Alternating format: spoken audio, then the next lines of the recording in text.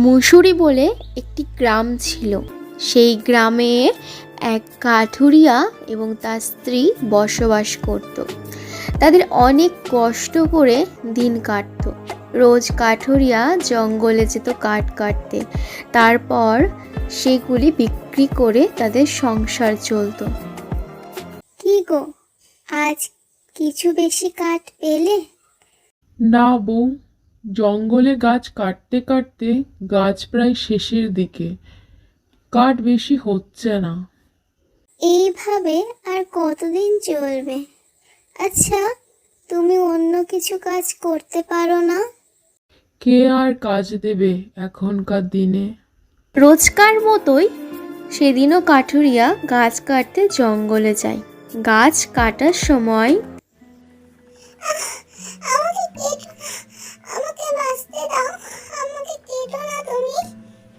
গাছকে কথা বলতে দেখে কাঠুরিয়া তো জ্ঞান হারায়। বেশ কিছুক্ষণ পর কে কে কে তুমি?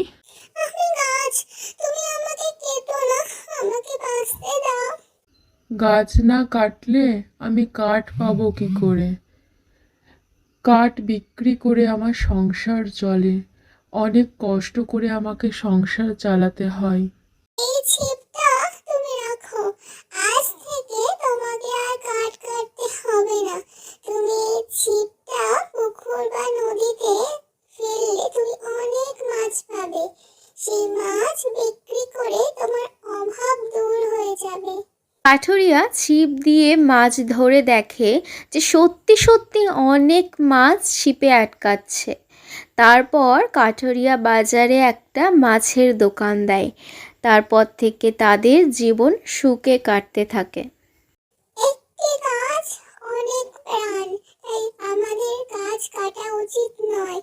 একটি গাছ কাটা পড়লে 10টি গাছ লাগাও।